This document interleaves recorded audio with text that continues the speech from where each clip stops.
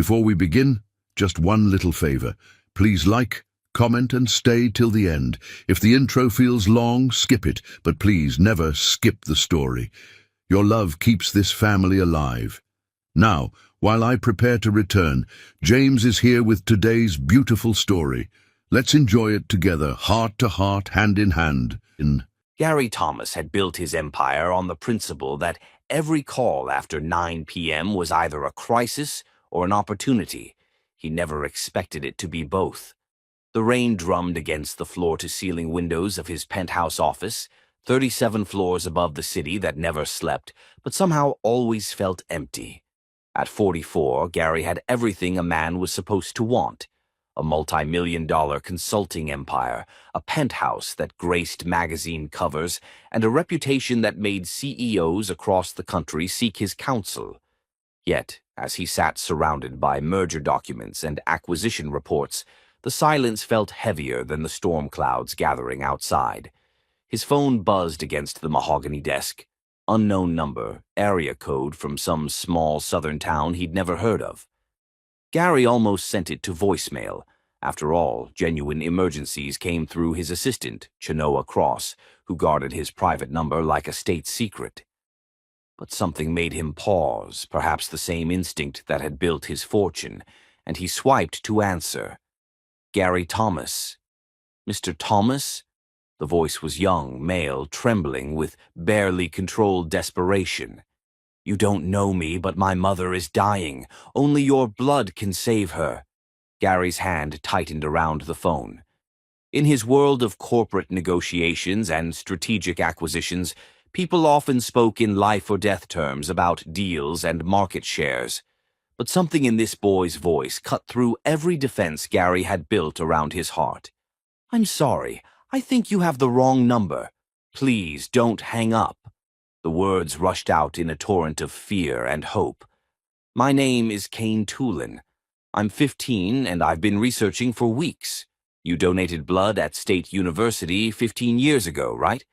They said you had AB negative with the Duffy negative factor. Gary's breath caught. He did remember those college donations. Desperate for pizza money, he'd discovered his blood was rare enough to command premium compensation. How did you get this number? I found your information in some old papers my mom kept. Look, I know this sounds crazy, but she has this autoimmune condition that's attacking her blood cells. The doctors tried everything. Steroids, immunosuppressors, even experimental treatments. Nothing worked. They said she needs fresh blood from someone with her exact type, but it's like 1 in 50,000 people. The boy's voice cracked, and Gary found himself leaning forward, his attention completely captured by this stranger's pain. The hospitals put out calls to every blood bank in 3 states. Nobody has what she needs, but your old donation records showed the exact markers. Mr. Thomas, please, she's all I have.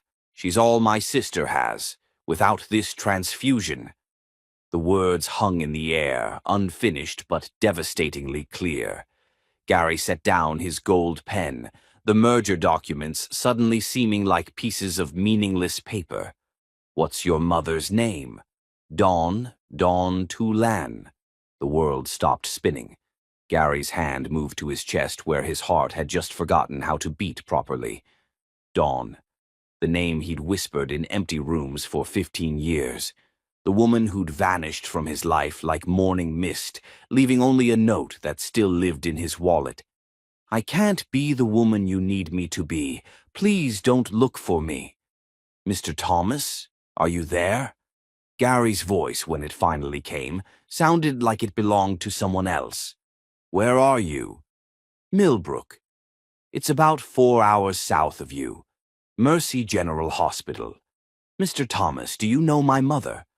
The question hit Gary like a physical blow. Did he know Dawn? He'd known the curve of her smile and the way she hummed while cooking breakfast.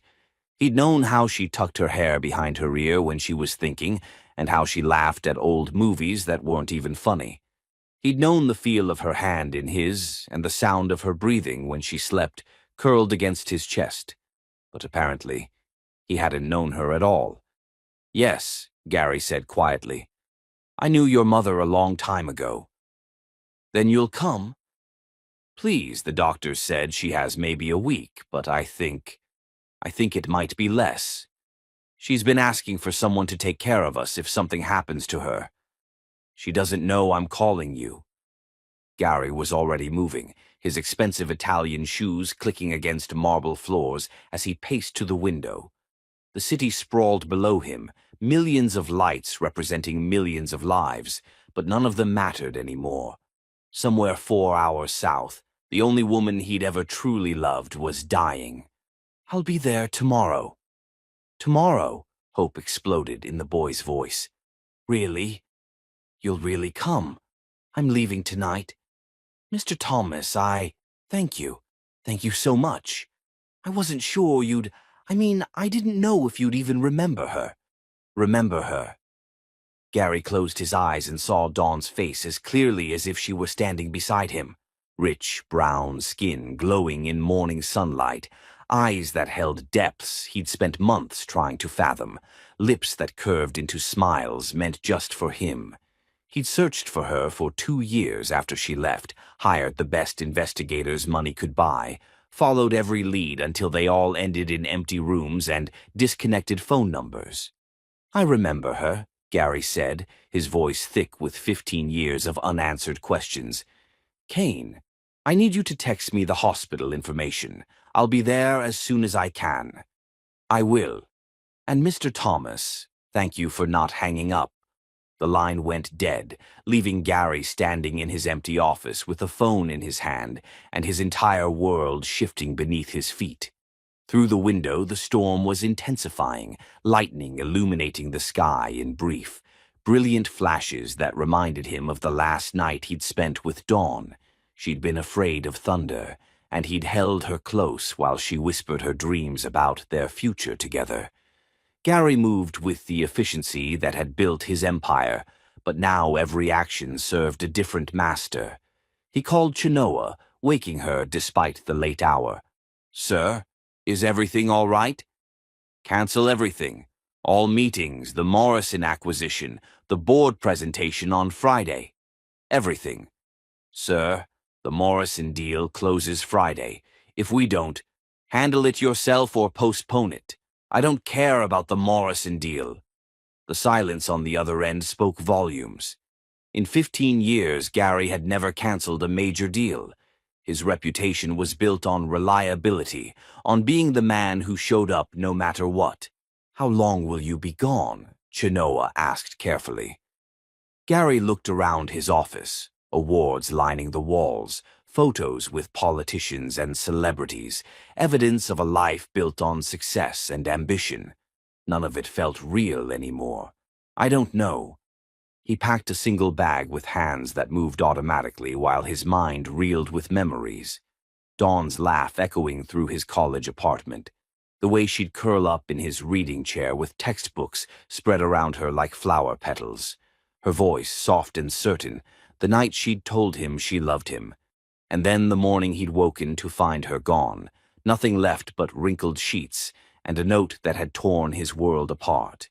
Gary loaded his bag into his BMW and pulled out of the parking garage into the storm. Rain lashed the windshield as he drove through empty streets, heading for the highway that would take him back to the only woman who'd ever made him understand what the word home really meant. 4 hours. In 4 hours, he'd see Dawn again. He pressed harder on the accelerator, racing through the night toward a hospital room where the past and present were about to collide, where a woman he'd never stopped loving lay dying, and where a 16-year-old boy who'd called him for help might just be the son he'd never known he had.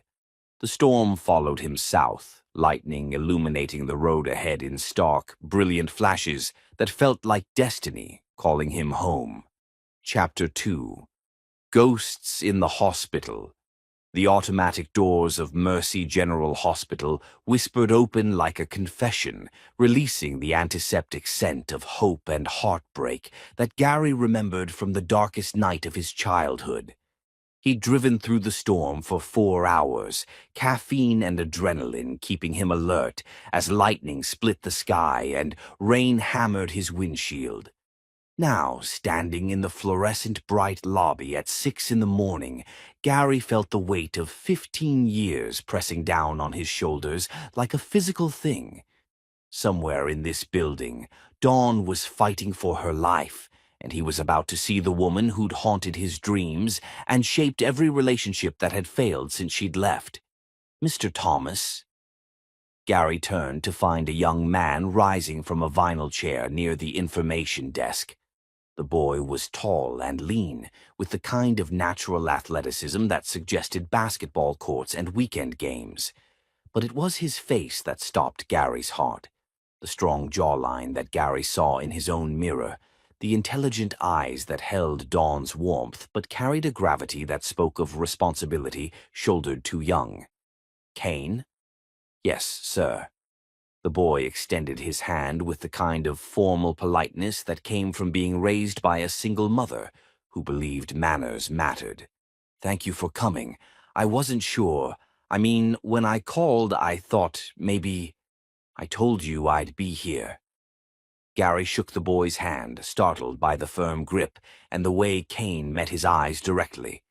There was something achingly familiar about the gesture, something that made Gary's chest tighten with recognition he wasn't ready to acknowledge. How is she? Kane's composure cracked slightly. Not good. She had a bad night. Her oxygen levels dropped, and they had to move her to the ICU. The doctor said... He swallowed hard. He said we might be running out of time. Gary felt the floor shift beneath him. Take me to her. They walked through corridors painted in soothing pastels that fooled no one, past rooms where families kept vigil, and hope was measured in the steady beep of monitors. Gary noticed how the nursing staff nodded to Kane, how they spoke to him with the kind of gentle respect usually reserved for adults. This boy had been living in hospitals, Gary realized, watching his mother fight for her life while trying to hold their small family together. Mr. Thomas, Kane said as they waited for the elevator, can I ask you something? Of course. How well did you know my mom? Gary looked at this young man who carried his jawline and Dawn's eyes and felt the truth hovering between them like a bridge waiting to be crossed. But this wasn't his revelation to make, not yet. We dated in college. We were serious about each other.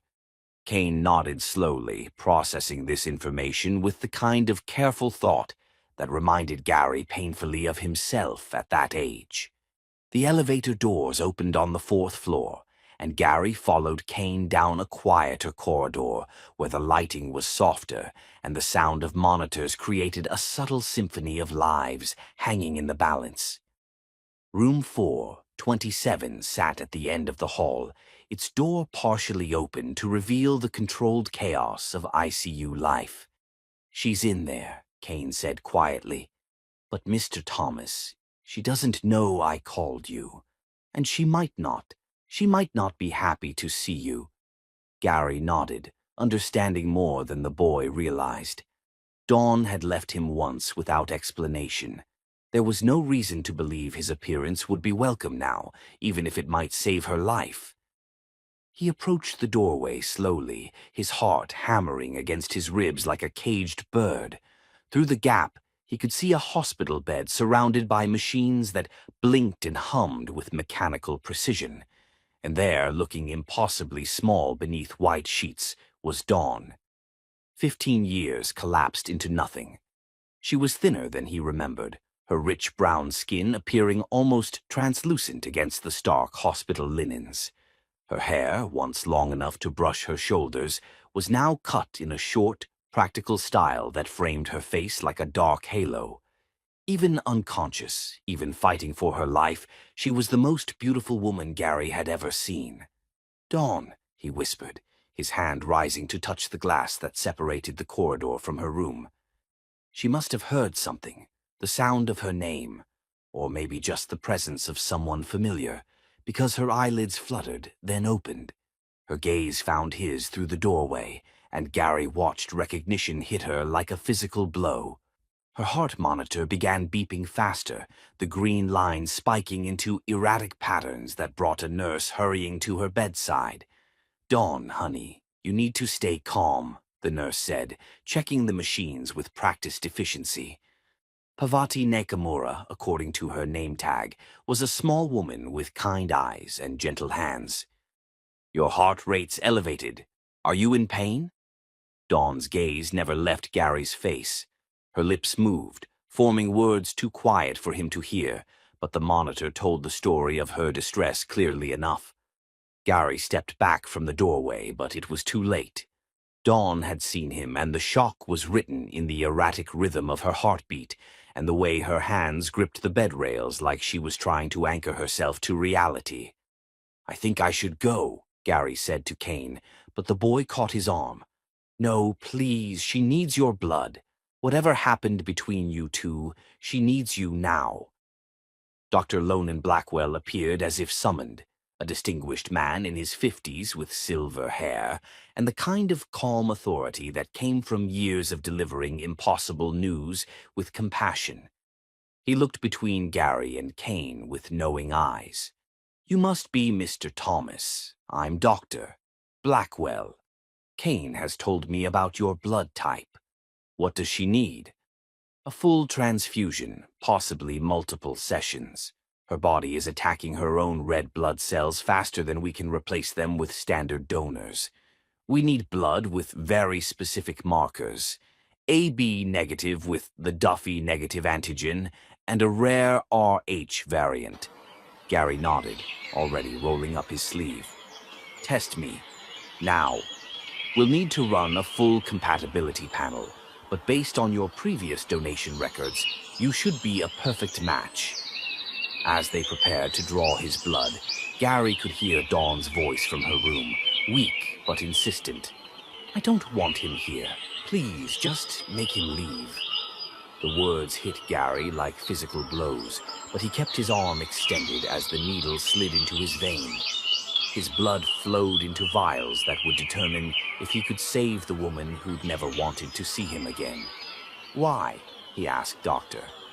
Blackwell quietly. "Why would she refuse help if she knows she's dying?" "Fear," the doctor replied with the wisdom of someone who'd seen pride and terror battle for supremacy countless times. Sometimes people would rather die than face the things that scare them most.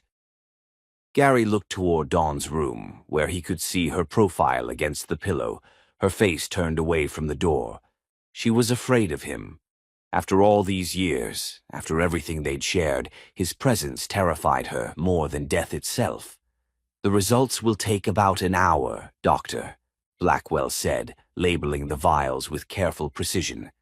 "But Mr. Thomas, I need to prepare you. Even if you're a perfect match, she's very sick. This isn't just about replacing her blood. Her immune system is in chaos. Recovery will take time if it comes at all." "I understand." "Do you?" Because that young man has been living in this hospital for 2 weeks, watching his mother fade away. He's barely 16, and he's trying to hold his family together while facing the possibility of losing the most important person in his world. Whatever history you have with his mother, don't give him hope unless you're absolutely certain you can deliver. Gary looked at Kane, who was standing by the window, staring out at the small town below. The boy's shoulders were set with determination, but Gary could see the fear in the rigid line of his spine, the way his hands pressed against the glass, as if he could hold the world steady through sheer will. "I'm not going anywhere," Gary said quietly. "Whatever happens, I'm not leaving." Dr. Blackwell studied him for a long moment. "I hope that's true, because that family has been abandoned enough." As the doctor walked away, Gary sank into a waiting room chair and closed his eyes. Through the wall, he could hear the soft beep of Dawn's monitors, the mechanical rhythm that was keeping track of her heartbeat, her breathing, her chances. He'd come here to save her, but sitting in this hospital corridor with antiseptic air filling his lungs and her rejection still echoing in his ears, Gary realized that saving Dawn might require more than just his blood. It might require facing the truth about why she'd left him, what he'd failed to understand 15 years ago, and whether the man he'd become was worthy of the second chance he desperately wanted, but might never deserve. Chapter 3. What We Left Behind. The hospital cafeteria coffee tasted like regret and sleepless nights, but Gary held the styrofoam cup like it was an anchor keeping him tethered to a world that had shifted beneath his feet. 2 hours had passed since his blood was drawn, 2 hours of sitting in vinyl chairs that squeaked with every movement while listening to the distant hum of machines keeping Dawn alive. The test results weren't back yet, but Gary already knew what they would show. His blood would be a perfect match, just as it had been 15 years ago when their bodies had fit together like pieces of the same puzzle. The irony wasn't lost on him that his blood might save the woman who'd broken his heart. "Mr. Thomas?" Gary looked up to find a woman approaching his table, her presence commanding attention even in the sterile environment of the hospital cafeteria. She was tall and elegant, with the kind of natural grace that spoke of inner strength rather than studied poise. Her dark skin held a warmth that reminded him painfully of Dawn, and her eyes held the shrewd intelligence of someone who'd spent years reading people's deepest truths. "I'm Ayanna Beaumont," she said, settling into the chair across from him without waiting for an invitation. "Dawn's best friend since we were 14 years old." Gary straightened, recognizing the protective steel beneath her polite introduction. "You know who I am." "Oh, I know exactly who you are, Gary Thomas. I'm the one who held Dawn while she cried for 3 months after you disappeared from her life. I'm the one who drove her to the clinic when she found out she was pregnant and was too scared to go alone. I'm the one who helped her pack up her entire life and move to a new town where nobody would ask questions about the baby's father." Each word hit Gary like a physical blow. Pregnant. Dawn had been pregnant when she left him. "I didn't disappear," Gary said quietly, his voice hoarse with shock. "She left me. I woke up one morning and she was gone, just a note saying she couldn't be the woman I needed." Ayanna studied him with the kind of penetrating gaze that came from years of working with people in crisis. As a social worker, she'd learned to see through carefully constructed facades to the pain beneath. "Did you ever wonder why she left? Every day for 15 years. But did you ever really think about it? About what might have scared her enough to run from the man she was planning to marry?" Gary's hands tightened around his coffee cup. "We talked about marriage. We made plans. I was going to propose after graduation once my business got established. We discussed waiting a few years to have children, making sure we were financially stable first." "Ah." Ayanna leaned back in her chair, and Gary saw understanding flicker in her eyes. "There it is. There what is? The moment you lost her without even realizing it." Gary felt like he was trying to solve a puzzle with half the pieces missing. "I don't understand." "She was already pregnant, Gary. When you were making your careful plans about waiting a few years for children, she was carrying your baby and terrified to tell you because you'd made it clear that a child would disrupt your timeline." The words hit Gary like a freight train. He set down his coffee cup with shaking hands, his mind racing back to those final weeks with Dawn. Had there been signs? Moments when she'd seemed distant, worried, like she was carrying a secret too heavy to share. "She thought I wouldn't want the baby. She thought you'd see it as a mistake, an inconvenience, something that would derail your carefully planned future." Gary buried his face in his hands, 15 years of confusion suddenly crystallizing into devastating clarity. Dawn hadn't left because she didn't love him. She'd left because she loved him too much to trap him with a responsibility he'd explicitly said he wasn't ready for. "I would have wanted our child," he said quietly. "I would have wanted any child that was part of her." "Would you? Really?" Ayana's voice was gentle but uncompromising. Because the Gary Thomas she described to me was ambitious, driven, completely focused on building his empire, a man who had his life planned out in 5-year increments and didn't appreciate surprises. Gary wanted to deny it, but the words stuck in his throat because they were true. At 29, he'd been laser-focused on success, on building the kind of business that would set him apart from his middle-class upbringing. He'd loved Dawn completely, but he'd also loved his plans, his timeline, his vision of their perfectly orchestrated future. "What happened to her?" Gary asked. "After she left, what happened?" Ayana's expression softened slightly. She was brave. Braver than you probably ever imagined. She enrolled in nursing school while pregnant, worked 2 jobs to pay for it, lived in a tiny apartment above a bakery where the owner let her pay rent by working early morning shifts. Gary closed his eyes, imagining Dawn heavy with his child, kneading bread dough before dawn to make ends meet. She had Kane alone. No family in town, no support system except for the midwife who delivered him and a neighbor who watched him while Dawn studied. She graduated nursing school with a 3-month-old baby and the highest GPA in her class. And she never told him about me. What was she supposed to say? That his father was a man who'd made it clear children weren't part of his immediate plans? That she'd run away rather than burden him with an unplanned pregnancy? Gary felt sick, not from the hospital coffee, but from the weight of understanding how thoroughly he'd failed the woman he'd loved most. His carefully planned life, his strategic approach to their relationship, all of it had created an environment where Dawn felt she couldn't trust him with the most important news of their lives. She raised him alone. Not completely alone. She met a good man when Kane was 5, Marcus. He wanted to adopt Kane, give him his name, be the father Kane had never had. Dawn almost said yes. Gary's heart clenched. What stopped her? Kane did. He was old enough to have opinions by then, and he told Dawn he didn't want a new name. He said maybe his real father would come looking for him someday, and he wanted to be easy to find. The image of a 5-year-old boy clinging to hope for a father who didn't even know he existed broke something inside Gary's chest. Marcus left after that. Said he couldn't build a life with a woman whose child was waiting for another man. Dawn hasn't dated seriously since. Because of me. Because I ruined her chances at happiness. Because she chose her son over her own loneliness. Because she decided that some kinds of love are worth protecting, even when they cost you everything else.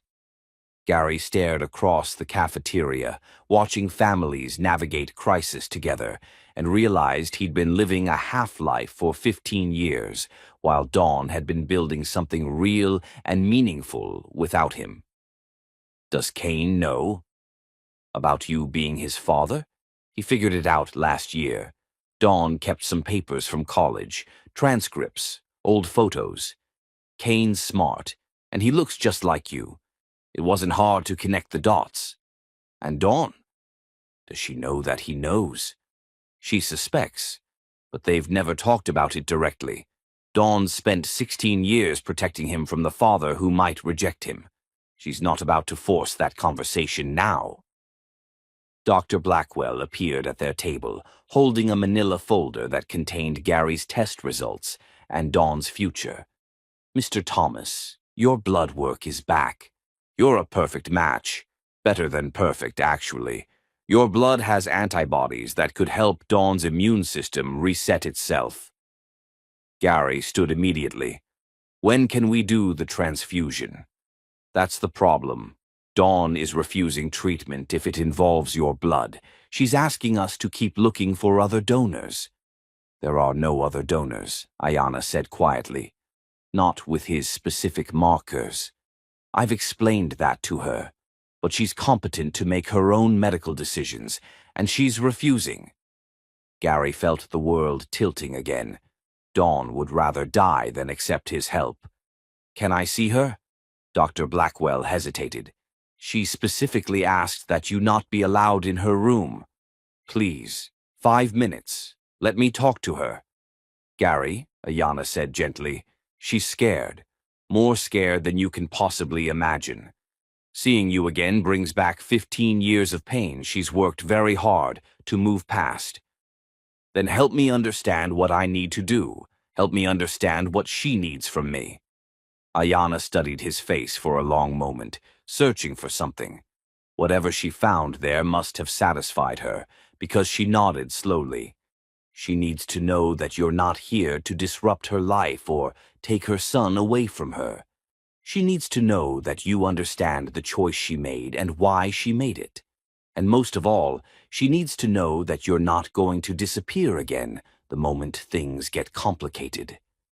Gary looked toward the elevator that would take him to Dawn's floor, to the woman who was dying rather than accept his help, to the son he'd never known existed.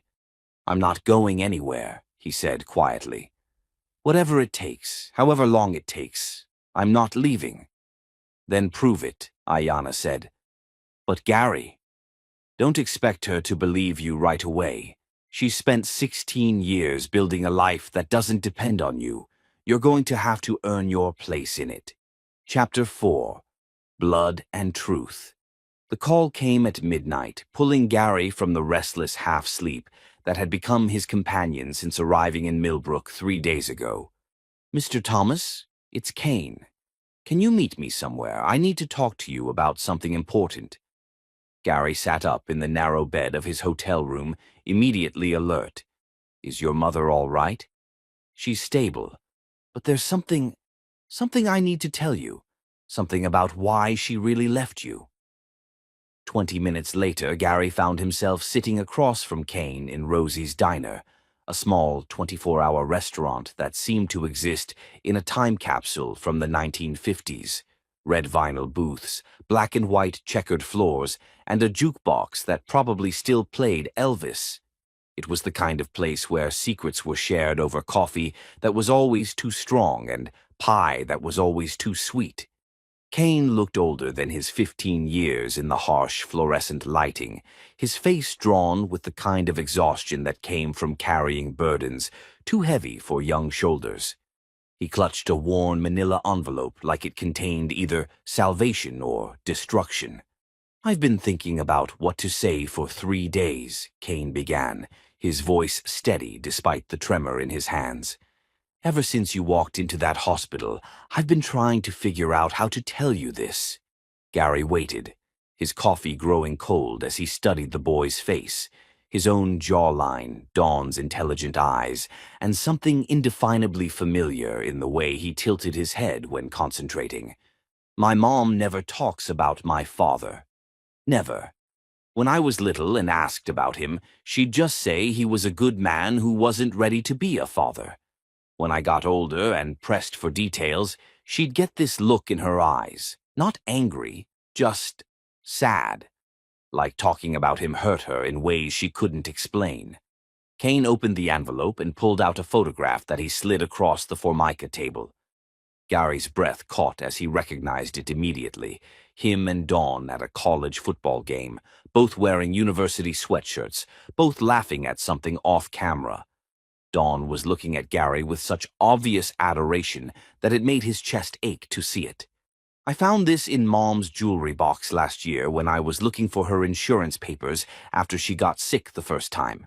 It was wrapped in tissue paper with some other things, ticket stubs, a pressed flower, a letter that was never sent. Gary picked up the photograph with trembling fingers. He remembered that day perfectly. Their team had won in overtime, and they'd celebrated by walking around campus hand in hand, making plans for their future that had seemed as solid and certain as the ground beneath their feet. The date on the ticket stub was September 15th, Kane continued.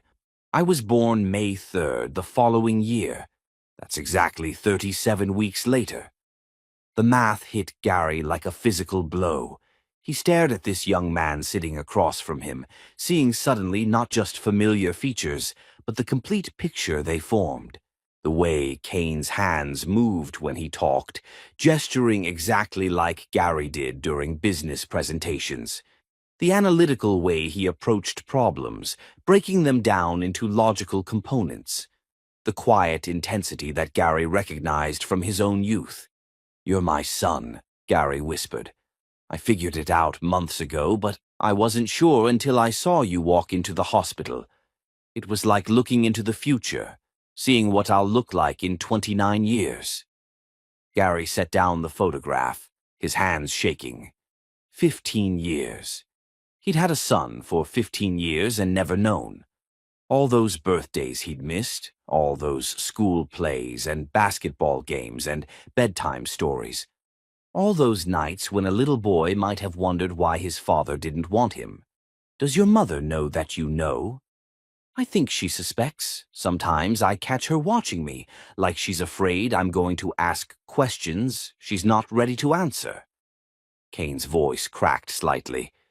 "Mr. Thomas, Gary, I need to ask you something, and I need you to be honest with me. Anything. If you had known about me, would you have wanted me?" The question hung in the air between them like a bridge that could either connect them or collapse under the weight of truth. Gary looked at this remarkable young man, intelligent, mature, caring enough to call a stranger in the middle of the night to save his mother's life, and felt 15 years of regret crystallize into something sharp and painful. "Kane, I would have moved heaven and earth to be part of your life. I would have given up everything, my business, my plans, everything, to be your father. But Mom didn't think so. No, she didn't. And I understand why." Gary rubbed his face with both hands, feeling the weight of his younger self's mistakes. "I was so focused on building my career, on following this rigid timeline I'd created for our life together. I talked about waiting to have children like they were a business acquisition that could be scheduled for maximum convenience. She was scared you'd see me as a mistake. The only mistake was mine, making her feel like she couldn't trust me with the most important news of our lives." Kane reached into the envelope again and pulled out a letter, yellowed with age and worn soft from handling. "This was with the photograph. It's addressed to you, but she never sent it." Gary's name was written on the envelope in Dawn's careful handwriting, the ink faded but still legible. His heart hammered against his ribs as he looked at Kane. "Should I read it?" "I think you need to. I think we both need to understand what she was thinking when she left." With trembling fingers, Gary opened the envelope and unfolded 2 pages of notebook paper covered in Dawn's distinctive script. The letter was dated 3 days after she disappeared from his life. "My dearest Gary, I'm writing this letter that I'll never send, trying to find words for a conversation I'm too afraid to have. By the time you read this, if you ever read this, I'll be gone, and you'll probably hate me for leaving without explanation. I'm pregnant, 8 weeks pregnant with your baby, and I've known for 2 weeks. 2 weeks of trying to find the courage to tell you, 2 weeks of rehearsing conversations that always end with you looking at me like I've ruined everything we've planned. I know what you're thinking, that I should have told you, that you deserve to know, that we could have figured it out together. And maybe in a perfect world, that's what would have happened. But Gary, I heard you last week when you talked about the Petersons' baby keeping them up all night. I saw your face when your sister announced her pregnancy, and you said you couldn't imagine dealing with that kind of chaos right now. I know you love me. I've never doubted that. But I also know that your love comes with conditions and timelines and 5-year plans. This baby doesn't fit into your schedule, and I can't bear the thought of watching you try to make room for something you're not ready for. I would rather raise our child alone, knowing they were wanted completely, than raise them with a father who sees them as a beautiful mistake that derailed his carefully planned life. I know this makes me a coward. I know I'm making this decision for both of us without giving you a choice. But I also know that some kinds of love require sacrifice, and sometimes the greatest sacrifice is walking away. I love you enough to let you have the life you planned, and I love our baby enough to make sure they never feel like they were anything less than a miracle. Please don't look for me. Please don't make this harder than it already is. All my love, always. Dawn. I'm naming him Cain if it's a boy, because it means acquired or obtained. He will be the most precious thing I've ever obtained, and I want him to know that from the day he's born. Gary's vision blurred as he finished reading. Across the table, Cain sat quietly, watching Gary's face as he processed the weight of Dawn's words and the magnitude of what they'd all lost. She was protecting both of us, Gary said finally, his voice hoarse with emotion. She thought she was saving me from a responsibility I didn't want, and saving you from a father who would resent your existence. Were you ready to be a father at 29? Gary considered the question seriously, remembering the man he'd been. Ambitious, driven, completely focused on external markers of success. Honestly, probably not. But I would have learned. I would have grown up fast because I had to, because you and your mother deserved better than the boy I was. And now I'd give anything for the chance to be your father, to make up for 16 years of missed bedtime stories and soccer games and helping with homework, to be the man you and your mother needed me to be all along. Cain smiled for the first time since Gary had met him, and the resemblance was so strong it took Gary's breath away. There's something else you should know, Cain said. Mom's been asking the nurses about you. Not directly, but Pavati told me she asked if you were still in town, if you'd gone back to your life in the city. What did you tell her? That you checked out of the hotel? Gary's heart sank. You told her I left? No, I told her you checked out of the hotel. I didn't mention that you rented the house on Maple Street, the one that's 2 blocks from our house and has a clear view of the hospital. Gary stared at this remarkable young man who'd inherited his mother's wisdom along with his father's strategic thinking. You want her to think I'm committed to staying, not just visiting. I want her to stop being afraid that you're going to disappear again the moment she needs you most. As they left the diner, walking out into the quiet streets of Millbrook under a canopy of stars that seemed impossibly bright after years of city living, Gary realized that he wasn't just getting to know his son, he was getting to know the man his son had already become. And for the first time since arriving in this small town, Gary began to believe that maybe, just maybe, it wasn't too late to become the father he should have been all along. Chapter 5. The Vigil. The house on Maple Street had probably been charming once, back when families with names like Henderson and McCarthy had filled its rooms with laughter and the smell of Sunday dinners. Now it stood as a testament to practical needs rather than dreams, clean but impersonal, furnished with the kind of generic pieces that came with short-term rentals. Gary stood in the living room looking out the front window at the clear view of Mercy General Hospital 2 blocks away, and realized he was setting up the first real home he'd had since Dawn left him 15 years ago. His penthouse had been beautiful, expensive, perfectly appointed, but it had never been home. Home was wherever Dawn was, and for 15 years that had meant nowhere at all. Gary's phone buzzed with another call from Akacheta Whitmore, his business partner.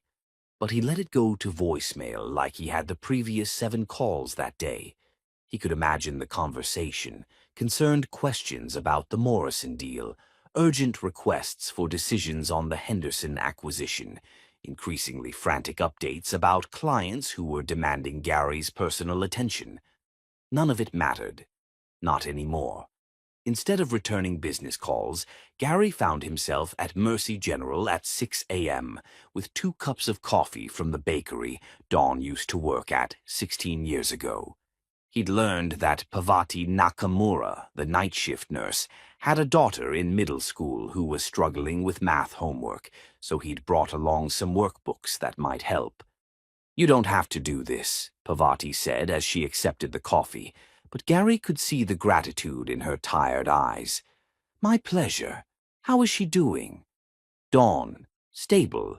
Her blood count is still low, but she's not getting worse. Dr. Blackwell thinks if we could do the transfusion." "She's still refusing?" "Every time we bring it up. Yesterday she asked me to make sure you knew she was grateful you came, but that she wanted you to go back to your life." Gary settled into his now familiar chair in the family waiting area. "Did you tell her I'm not leaving?" "I told her that some people are worth waiting for, even when they don't want to be waited for." Over the following days, Gary established a routine that revolved entirely around the rhythm of the hospital. He learned which nurses worked which shifts, brought coffee for the staff on duty, and somehow managed to run his multi-million-dollar business from a waiting room chair using nothing but his laptop and unwavering determination. Chenoa Cross, his assistant, was handling most of the day-to-day operations with the kind of competence that reminded Gary why he'd hired her 5 years ago. But the bigger decisions, the strategic moves that required his personal attention, were piling up like storm clouds on the horizon. "Gary, you need to come back," Akacheta said during one of their video conferences. "The Morrison deal is falling apart. The Henderson acquisition has a deadline we're going to miss. The board is asking questions I don't know how to answer." Gary looked up from his laptop to see Kane walking down the hospital corridor, returning from his daily visit with his mother.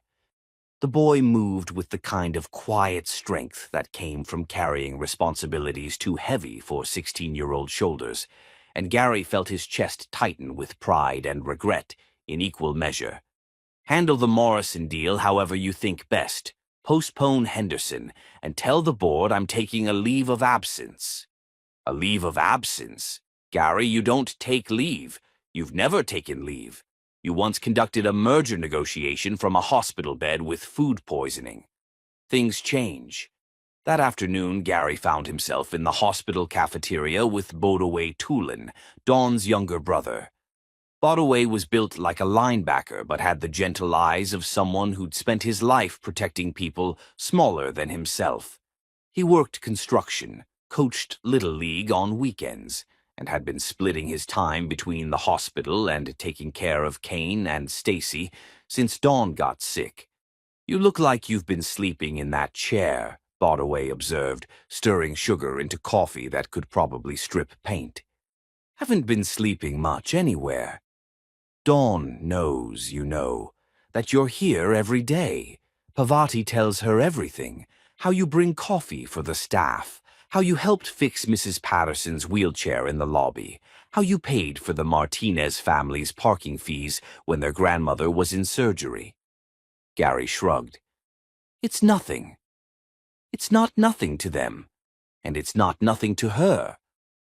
Bodaway leaned back in his chair, studying Gary with the kind of direct assessment that came from years of measuring whether people could be trusted with the things that mattered most. "What I can't figure out is why you're doing it." "Because I love her. Lot of men claim to love my sister. Most of them love the idea of her more than they loved her reality." Gary considered this, thinking about the man he'd been 15 years ago, so focused on his vision of their perfect future that he'd missed the imperfect, beautiful present they were actually living. "I think you're right. I think I loved the woman I wanted her to become, instead of appreciating the woman she already was. And now? Now I'm trying to understand who she became without me, and maybe figure out if there's a place for me in the life she's built." Bodaway nodded slowly. "She's not the same woman who left you, you know. She's stronger now, more independent. She doesn't need anyone to take care of her." "I'm beginning to understand that." "Are you? Because the Dawn who left you was a 24-year-old girl who was afraid of disappointing people. The Dawn in that hospital bed is a 42-year-old woman who spent 18 years proving she doesn't need anyone's approval or support to build a good life. Gary thought about this as he watched families navigate the cafeteria, some celebrating good news, others comforting each other through the worst days of their lives, all of them connected by love and loyalty, and the simple act of showing up when showing up was hard. What does she need, then? That's what you need to figure out. But Gary, whatever you do, don't try to fix her. She's not broken. She's just scared that letting you back into her life means going backwards instead of forwards. That evening, Gary encountered Stacy in the hospital lobby. Dawn's 14-year-old daughter was curled up in a corner chair, supposedly doing homework but actually staring out the window at the setting sun. She had her mother's fierce intelligence and her own particular brand of protective skepticism. "My mom's been asking about you," Stacy said without preamble as Gary sat down nearby. "What kind of questions?" "Whether you're really staying or just visiting. Whether you have a family back in the city. Whether you're the kind of man who keeps his promises." Gary felt the weight of 16 years' worth of questions he'd never had the chance to answer. "What did you tell her?" "I told her I didn't know yet, that it was too early to tell what kind of man you really are." Stacy closed her textbook and looked at him directly. "But I've been watching you for a week now. You sit in that waiting room for 12 hours a day even though she won't see you. You bring coffee to nurses who work 18-hour shifts. You helped Mr. Patterson from 3B get his insurance paperwork sorted out when his family couldn't figure it out. Those are small things." "No, they're not. They're the things that show what someone's really like when they think nobody's paying attention." Gary smiled despite the heaviness in his chest. "You're very wise for 14. I had to grow up fast. When your mom gets sick a lot and your brother has to work after school to help pay bills, you learn to see people clearly pretty quickly." "And what do you see when you look at me?" Stacy considered this with the kind of serious thought that reminded Gary painfully of Dawn. "I see someone who's trying to make up for lost time, but I also see someone who's not sure how to do it without messing everything up again." That night, Gary sat in his rental house, looking across the small yard toward the home where Dawn had raised their children without him. Lights glowed in the windows, Kane doing homework at the kitchen table, Stacy practicing piano in the living room, Denoma, Dawn's mother, moving through domestic routines that spoke of love and stability and all the things Gary had missed. He opened his laptop and began typing an email to Akacheta, authorizing his business partner to make decisions that would have been unthinkable just 2 weeks ago. Gary was dismantling the empire he'd spent 15 years building, not out of impulse or guilt, but out of a clear-eyed understanding that some things were more valuable than success. His phone rang. Dawn's number. For a moment, Gary's heart leaped with hope that she was finally ready to talk to him. Instead, it was Kane's voice, tight with fear. "Gary, can you come to the hospital? Something's wrong with Mom." Gary was out the door before Kane finished speaking, running through the quiet streets of Millbrook toward the hospital where the woman he'd never stopped loving was fighting for her life, and where his son was waiting for the father he'd called in the darkness. Chapter 6. The First Proposal. Dawn was awake when Gary burst through the doors of the ICU, her dark eyes alert and focused in a way they hadn't been since he'd arrived in Millbrook 2 weeks ago. The crisis had passed. Dr. Blackwell explained that Dawn's body had finally responded to the medications, her immune system backing down from its destructive assault on her blood cells. Her numbers were stabilizing, her color was returning, and for the first time since Gary had seen her in that hospital bed, she looked like she might actually survive. "The transfusion isn't urgent anymore," Dr. Blackwell told Gary quietly as they stood outside Dawn's room. "Her body seems to be healing itself. It's not common, but it happens sometimes. The immune system just..." stops attacking. Gary felt a mixture of relief and loss. Relief that Dawn was going to live, but loss because his blood was no longer necessary for her survival. The one thing he could offer her, the one way he could save her life, was no longer needed. "Can I see her?" Dr. Blackwell hesitated. "She's asked for you. But Gary, she's been through a lot. Don't expect—" "I know." Gary pushed open the door to room 427 and stepped into the space that had become the center of his universe. Dawn was sitting up in bed, no longer connected to the frightening array of machines that had been keeping her alive. She looked fragile but alert, and when she saw him, her expression was unreadable. "Hello, Gary." Her voice was hoarse from the breathing tube that had been removed that morning, but it was still the voice that had haunted his dreams for 15 years. "Hello, Dawn."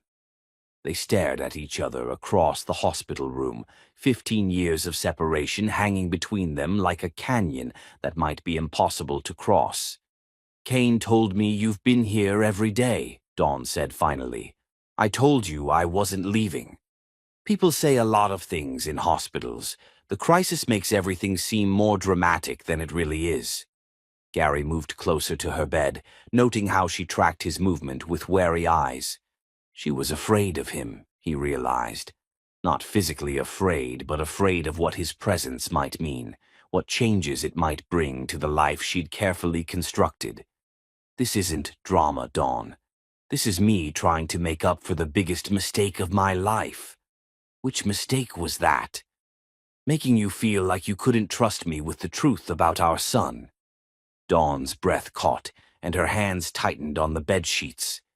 "Kane told you. He figured it out himself. Did you really think he wouldn't?" "He looks exactly like me, Dawn. He has my hands, my way of thinking through problems, even the way he tilts his head when he's concentrating." "I was going to tell you," Dawn said quietly. "When I was pregnant, I rehearsed the conversation 1,000 times, but every time I tried to imagine your reaction. You imagined I'd be angry, disappointed. I imagined you'd do the right thing. Marry me because you had to, not because you wanted to. Build a life with me out of obligation instead of love. And I couldn't bear the thought of our child growing up feeling like he was the reason his father had to give up his dreams." Gary sank into the chair beside her bed, the weight of understanding settling on his shoulders like a heavy coat. "So you gave up your dreams instead." "I found new dreams. Better dreams. Tell me about them." For the next hour, Dawn talked about the life she'd built, nursing school while pregnant, the tiny apartment above the bakery, the night shifts that allowed her to be home with Kane during the day. She told him about Stacy, the little girl she'd fostered when Kane was 8, and eventually adopted when it became clear Stacy's birth mother wasn't coming back. "She wasn't supposed to be permanent," Dawn said, her voice soft with love. "She was just going to stay with us until they found her a forever family. But Kane fell in love with her immediately. He taught her to ride a bike, helped her with her homework, protected her from the nightmares that came from whatever had happened in her previous placements. And you fell in love with her, too. How could I not? She was this fierce little girl who'd been through so much, but still believed in fairy tales and happy endings. She made our family complete in a way I didn't even know we were incomplete." Gary listened to Dawn describe their life, school plays and basketball games, family dinners and bedtime stories, quiet Sunday mornings and chaotic Christmas mornings. It sounded like everything he'd never known he wanted, everything he'd been too focused on, success to recognize as success itself. "Dawn," Gary said when she'd finished talking, "I need to tell you something." She tensed as if preparing for another blow. "I've spent 15 years building a business empire. I have more money than I could spend in 3 lifetimes. I've got a penthouse in the city, a house in the Hamptons, more success than I ever dreamed of when we were in college. I'm happy for you. None of it means anything. None of it has ever meant anything because the only success that mattered was the one I lost when you walked out of my life." Dawn's eyes filled with tears, but she didn't speak. Gary reached into his jacket pocket and pulled out a small velvet box. Dawn's eyes widened as he opened it, revealing a ring that was nothing like the one he would have chosen 15 years ago. This wasn't about size or expense. It was a simple solitaire on a platinum band, elegant and timeless, and chosen specifically for the woman Dawn had become, rather than the girl she'd been. "Marry me, Dawn." The words hung in the air between them like a prayer and a plea. "Gary, I know I'm 15 years too late. I know I failed you when you needed me most. But I'm here now and I'm not going anywhere. Marry me.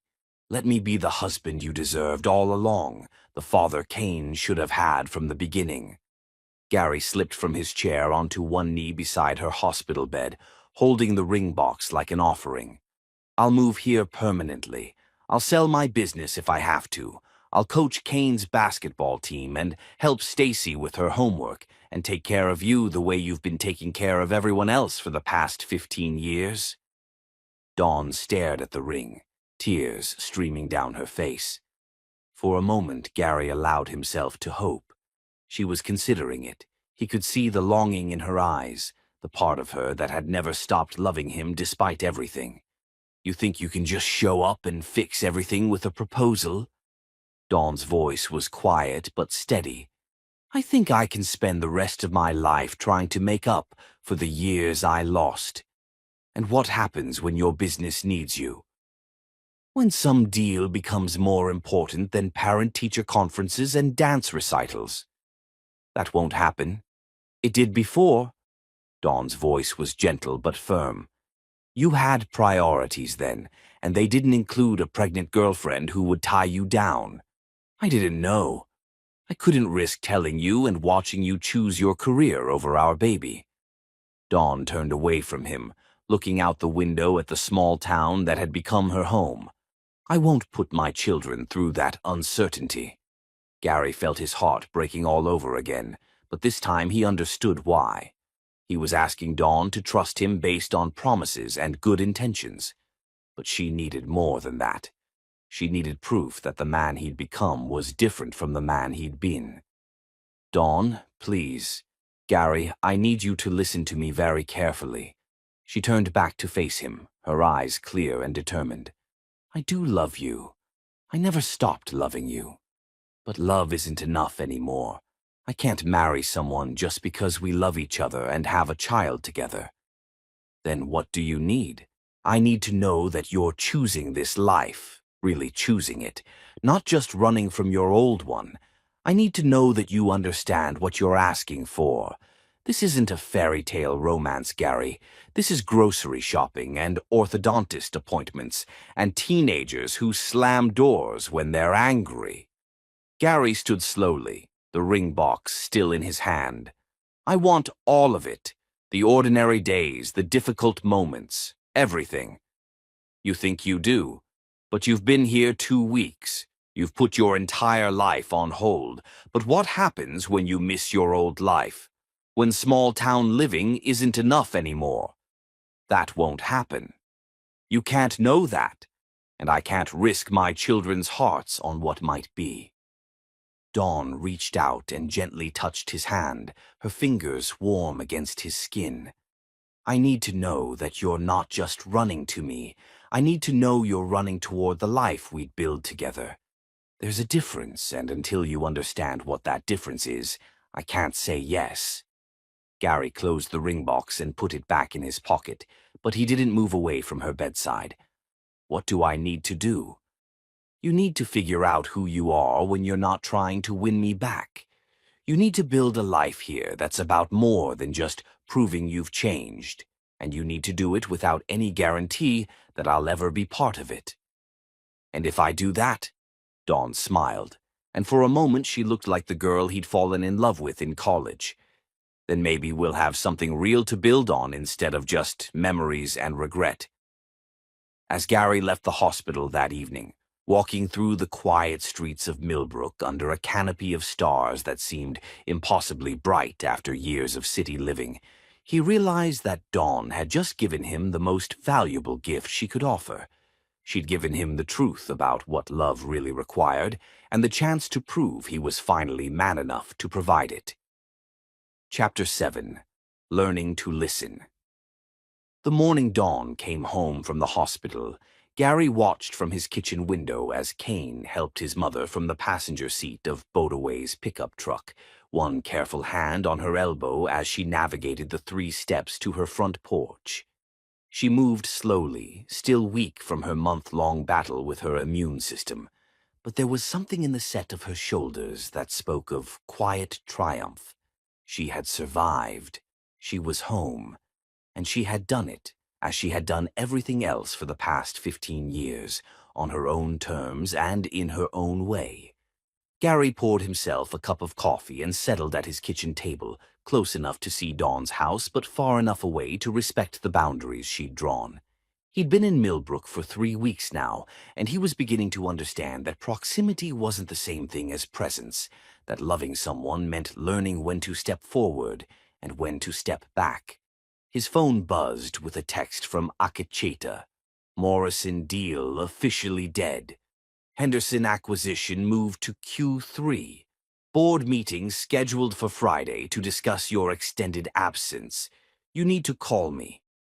Gary set the phone aside without responding. Let the board meet. Let them discuss his absence. For the first time in his adult life, Gary had priorities that had nothing to do with profit margins and market share. Instead of returning business calls, Gary spent his morning learning the rhythm of Dawn's household from a distance. Kane left at 7:30 for school, walking with the easy confidence of a young man who'd grown up knowing he was loved and valued. Stacy followed 20 minutes later, her backpack loaded with books and her head held high with the particular pride of a child who'd been chosen and claimed by a family that wanted her. At 9 o'clock, Donna Matulin arrived with a covered casserole dish and stayed for an hour, helping her daughter navigate the transition from hospital patient to recovering woman. Gary could see them through the kitchen window, Dawn sitting at the table in a shaft of morning sunlight, while her mother moved around the kitchen with the kind of efficient care that came from decades of taking care of people she loved. When Donoma left, Dawn was alone. Gary waited 15 minutes, then walked across the yard that separated their houses, carrying a thermos of coffee and his own uncertainty about whether he was welcome. He knocked softly on Dawn's front door and waited, listening to the sound of her footsteps approaching. She opened the door wearing an old college sweatshirt that made Gary's heart clench with recognition. It was his sweatshirt, the one she'd borrowed during their sophomore year and never returned. The fact that she still had it, that she was wearing it on her first day home from the hospital, felt like either hope or torture. Gary, I brought coffee. The good kind from the bakery where you used to work. Dawn hesitated for a moment, then stepped aside to let him in. Her house was everything Gary had imagined it would be, warm and lived in, filled with the kind of comfortable chaos that came from raising 2 children while working full-time. Books were stacked on every available surface, family photos covered the refrigerator, and a basket of clean laundry waited to be folded on the couch. It was a home in the truest sense of the word, and Gary felt like an intruder in its comfortable intimacy. "How are you feeling?" he asked, settling carefully into a chair across from where Dawn had curled up on the couch. Tired, weak, but grateful to be here instead of listening to monitors beep all night. The kids must be relieved. Kane hasn't slept through the night since I got sick. And Stacy's been doing everyone's laundry and cooking dinner without being asked. Dawn's voice was thick with the particular guilt that came from being the kind of mother who hated burdening her children with adult responsibilities. They've been taking care of me instead of the other way around. They love you. Taking care of people we love is what we do. Is that what you're doing? Taking care of me? Gary considered the question seriously. I'm trying to figure out what you need from me, and I'm beginning to think it's not what I assumed it would be. Over the following days, Gary developed a new routine. Instead of spending 12 hours a day in the hospital waiting room, he found other ways to be present in Dawn's world without overwhelming it. He learned that the mailbox at the end of her driveway had a loose post, so he spent a morning fixing it without being asked. When her ancient Honda started making concerning noises, he arranged for it to be serviced while she was at a doctor's appointment. Most importantly, he began building relationships with Kane and Stacy that existed independently of his desire to win back their mother. "You don't have to try so hard," Stacy told him one afternoon when he picked her up from school because Dawn was too tired to drive. "We already like you." "You do?" "Kane told me what you did with the insurance stuff when Mom was in the hospital, how you called them every day until they approved the treatment she needed, and Pavati said you paid for parking for the Martinez family during their grandmother's surgery." Gary had hoped those gestures would go unnoticed, acts of service rather than performance. The fact that Stacy had heard about them from other people rather than from him seemed to matter to her. "Your mom raised remarkable kids," Gary said as they pulled into the driveway. "She did. And you know what the best part is?" "What?" "She doesn't even realize how remarkable we are. She just thinks this is what normal families are like, supporting each other, showing up when things get difficult, choosing to love each other every day even when it's hard." That evening, Gary found himself sitting on his front porch as the sun set over Millbrook, watching the ordinary magic of a Tuesday evening in a small town. Children rode bicycles on sidewalks while their parents called them in for dinner. Elderly couples walked hand in hand past houses where families were settling into the comfortable rhythm of homework and television and the thousand small rituals that made up a life. Dawn appeared on her own front porch, wrapped in a shawl that made her look like something out of a painting. She settled into her porch swing and began reading, occasionally looking up to wave at neighbors walking past. "Beautiful evening," Gary called across the yard that separated them. "It is," Dawn replied, not setting down her book but not dismissing him either. They sat in comfortable silence as darkness settled over the neighborhood, each absorbed in their own thoughts, but somehow connected by the shared experience of being present in the same moment, in the same place. "Gary," Dawn said eventually, her voice carrying clearly through the quiet evening air. "Yes? Why are you really here?" It was the question Gary had been asking himself every day since arriving in Millbrook.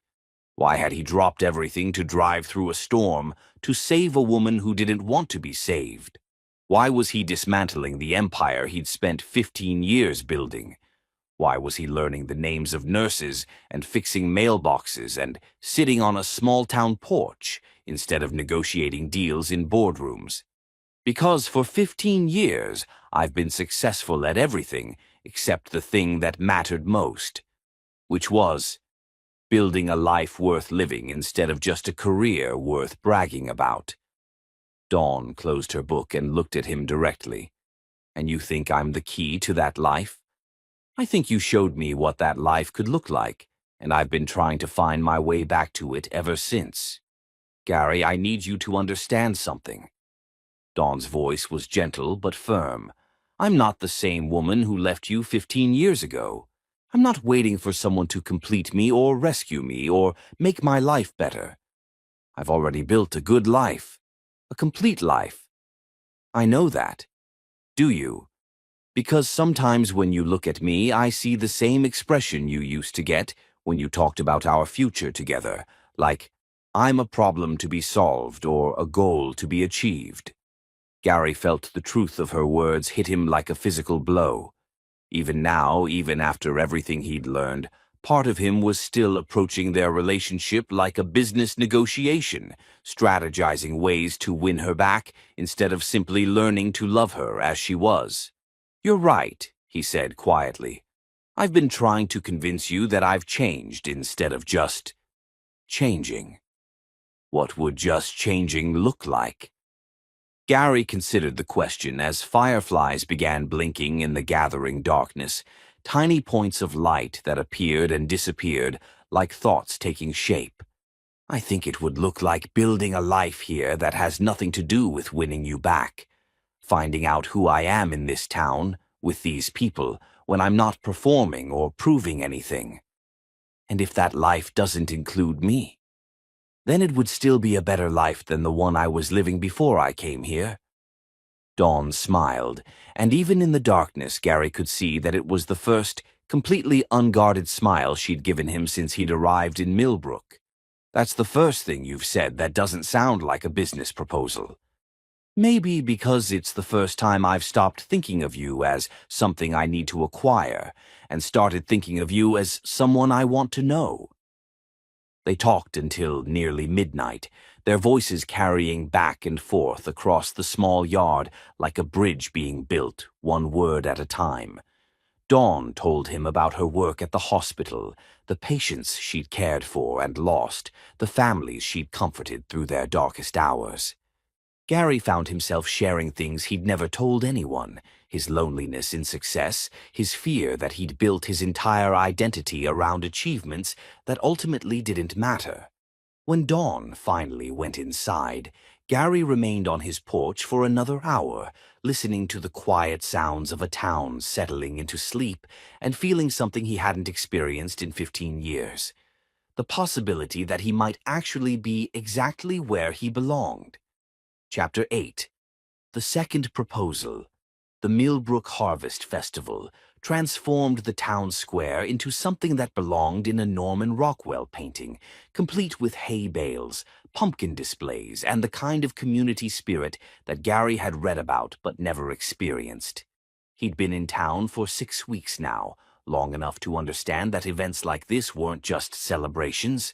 They were the threads that wove individual lives into the fabric of something larger and more meaningful than the sum of its parts.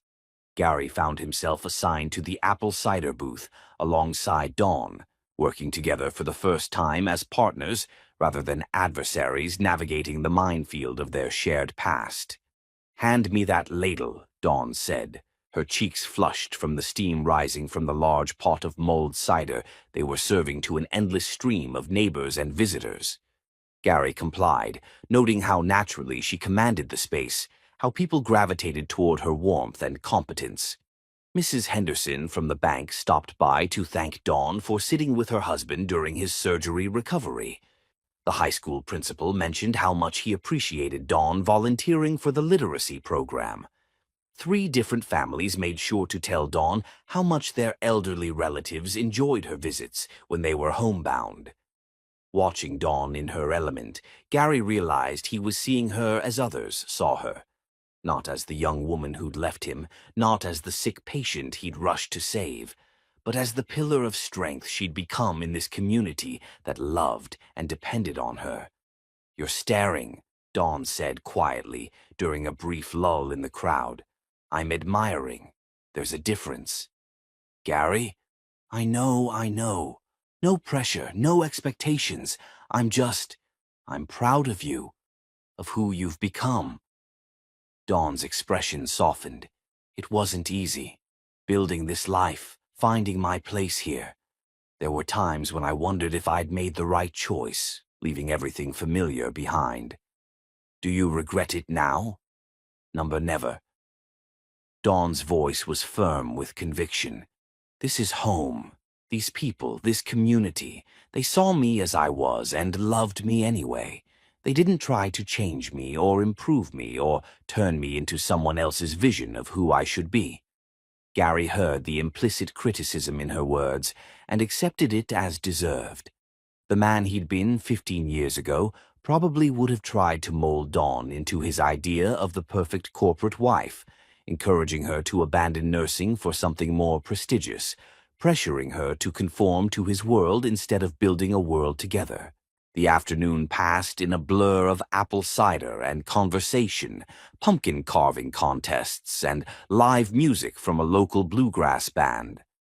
Gary found himself swept up in the simple pleasure of being part of something, of contributing to an event that brought joy to people he was beginning to think of as neighbors rather than strangers. As evening approached and the festival began to wind down, the town square was transformed once again, strings of lights casting a warm glow over couples dancing to soft music played by the high school jazz ensemble. It was the kind of scene that existed in movies and dreams, perfect in its imperfection and beautiful in its ordinariness. "Would you like to dance?" Gary asked, extending his hand to Dawn as they finished cleaning up their booth. Dawn hesitated, and Gary saw the war playing out behind her eyes, the part of her that had never stopped loving him, battling with the part that had learned to protect herself from hope. "Just a dance," Gary said gently. "No ulterior motives, no hidden agenda. Just two people who used to dance together, remembering what that felt like." Dawn took his hand. They moved on to the small dance floor that had been created in front of the gazebo, joining other couples swaying to music that seemed designed for moments exactly like this. Gary pulled Dawn close, not too close, respecting the boundaries she'd established while savoring the miracle of holding her again. She fit against him perfectly, just as she always had. Her head reached exactly to his shoulder, her hand rested naturally over his heart, and for a few minutes Gary allowed himself to forget about the years of separation and simply exist in the present moment with the woman he'd never stopped loving. "Do you remember the last time we danced?" Dawn asked, her voice soft against his chest. "Your graduation party. You were wearing that blue dress, the one with the tiny flowers. I can't believe you remember that dress. I remember everything about that night. How happy you were, how proud I was to be with you, how we talked about all the places we'd go together, all the things we'd do. We were so young. We were. But some things don't change, Dawn. Some feelings don't fade just because time passes." Dawn pulled back slightly to look at him, her eyes bright with unshed tears. Around them, other couples continued to dance, lost in their own private worlds of love and connection. "Gary, I need to tell you something." "What?" "These past 6 weeks, watching you here, seeing how you fit into our community, it's been harder than I expected." Gary's heart clenched. "Harder how?" "Harder to remember why I need to keep my walls up. Harder to convince myself that trusting you again would be a mistake."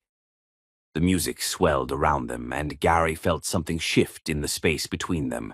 Not resolution, but possibility. The kind of fragile hope that could either bloom into something beautiful or shatter at the slightest wrong move. "Dawn, let me finish." She took a deep breath, steadying herself. "You've been different here, patient, present. You've become part of Kane's life without trying to replace anything, just adding to what was already there. You've been kind to Stacy without expecting her to instantly accept you as family. You've respected my boundaries even when I know it's been difficult." Gary hardly dared to breathe, afraid that any movement might break the spell of her honesty. "But Gary, I need you to understand something. I'm not the same woman who left you 15 years ago. I'm stronger now, more independent. I don't need anyone to take care of me or fix my problems or make my life complete. I know that. Do you?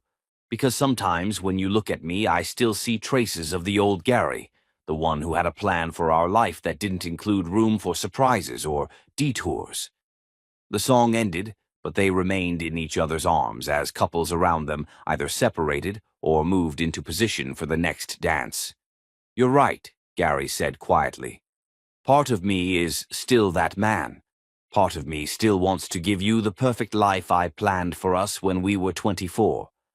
But Dawn, I'm learning that perfect isn't what matters. What matters is real. What does real look like to you?"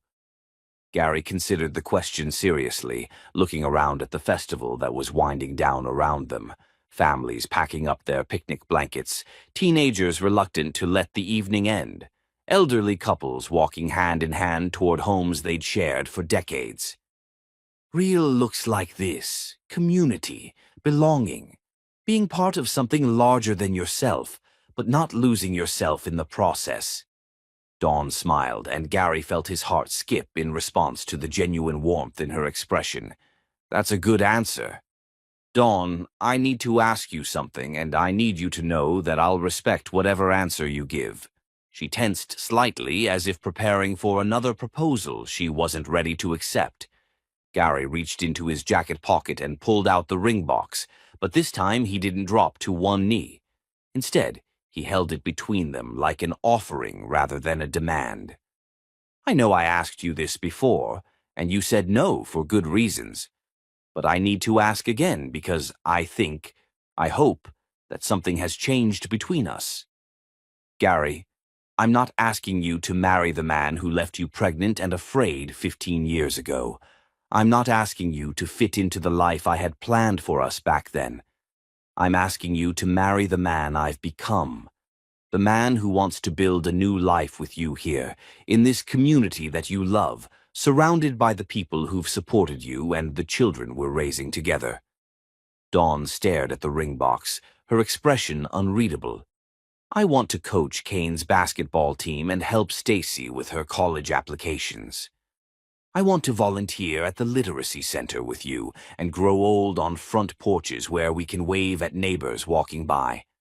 I want ordinary days and extraordinary moments and everything in between. Gary, I love you, Dawn. Not the memory of who you were, but the woman you are right now. Strong, independent, completely capable of living a beautiful life without me.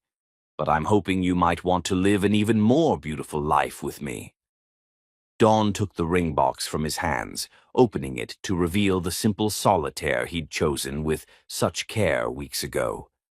In the soft light of the festival lanterns, the diamond caught the glow and threw it back in tiny rainbows that danced across her face. It's beautiful, she said quietly. Does that mean, Gary, I love you too. I've never stopped loving you, not even when I was angry, not even when I was scared. Gary's heart soared with hope, but I can't say yes. Not yet. The hope crashed as quickly as it had risen. Why? Dawn handed the ring box back to him, her eyes bright with tears. Because you're asking me to trust that you've chosen this life, but I'm not convinced you understand what you're giving up. You've been here 6 weeks, Gary. You've put your entire business empire on hold, but what happens when you miss your old life? When the excitement of small-town living wears off, and you remember what it felt like to close million-dollar deals? That won't happen. You can't know that, and I can't risk my children's hearts or my own on what might happen if you wake up one day and realize you've made a mistake. Gary felt his second proposal failing, just as his first one had, but this time he understood why. Dawn wasn't questioning his love or his sincerity. She was questioning whether the life he was offering was sustainable, whether his transformation was complete, or just a temporary response to crisis. What do I need to do? Gary asked quietly. You need to stop trying to prove you've changed and just change. Build a life here that's about more than winning me back.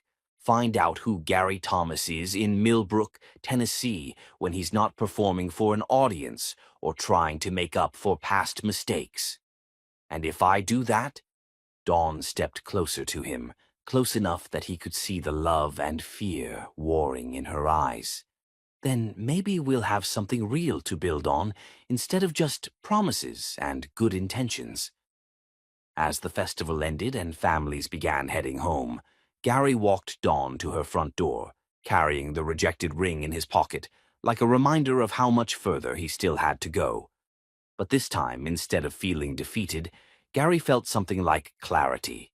Dawn wasn't rejecting him. She was challenging him to become the man she needed him to be, not just temporarily, but permanently. And for the first time since arriving in Millbrook, Gary understood exactly what that meant. Chapter 9. The Test of Time.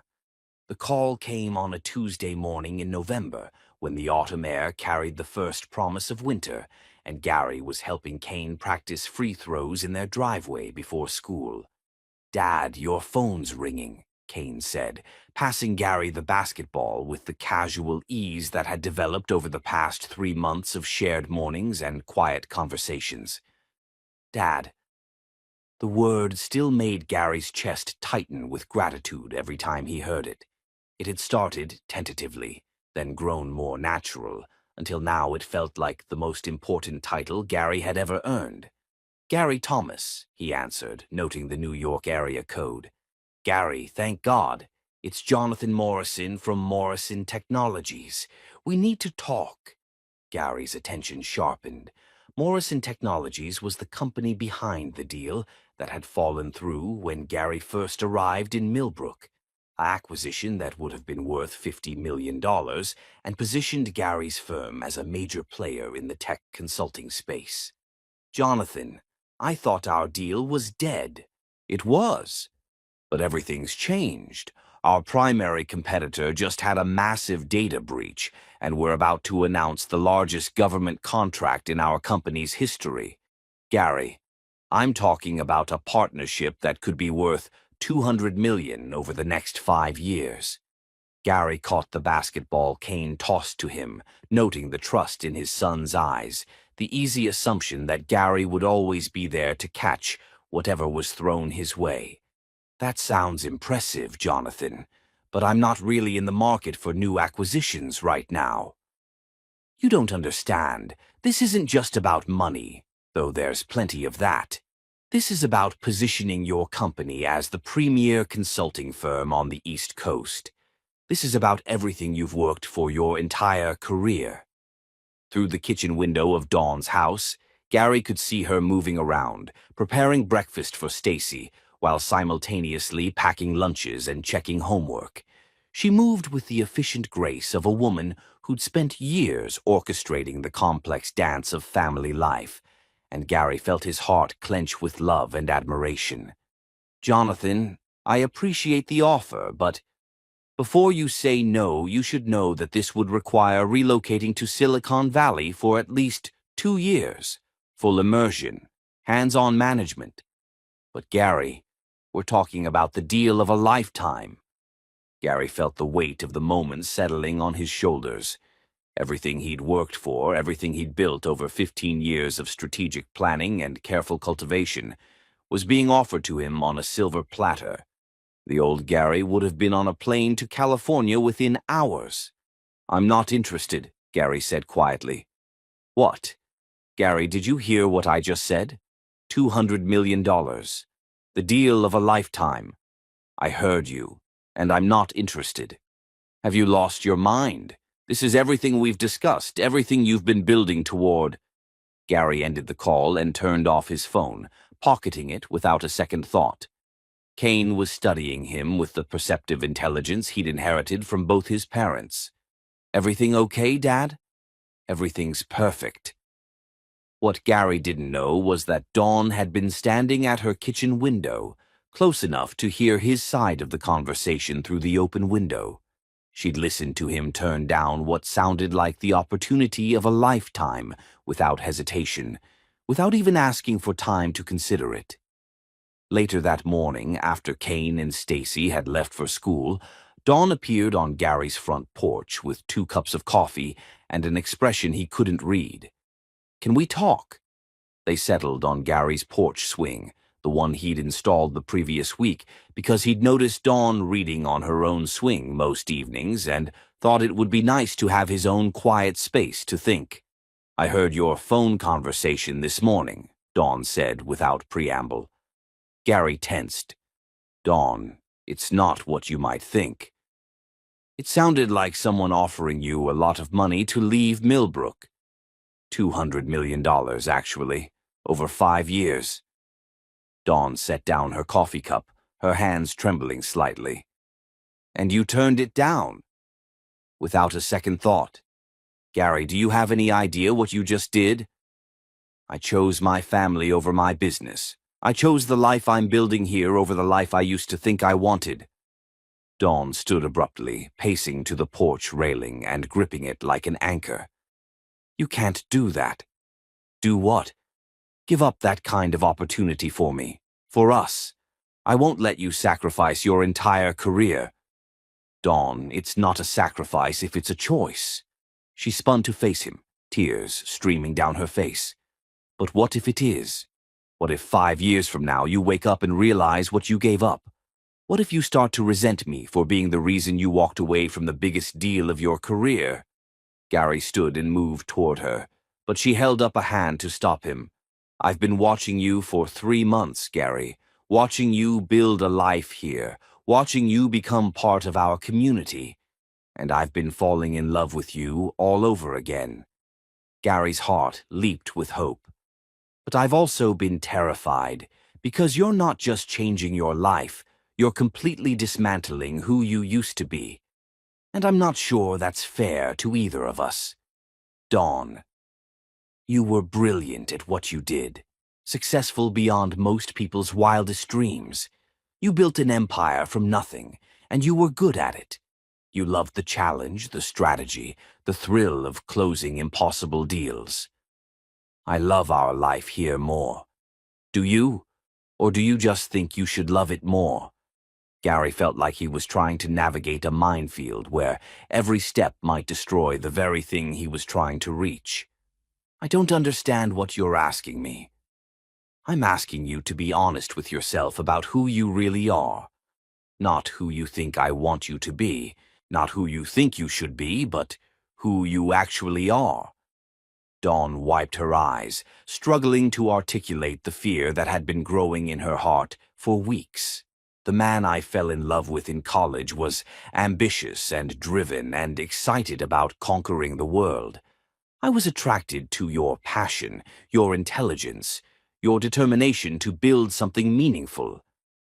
And now I see you trying to be someone completely different, someone content with small-town life and weekend barbecues and coaching Little League.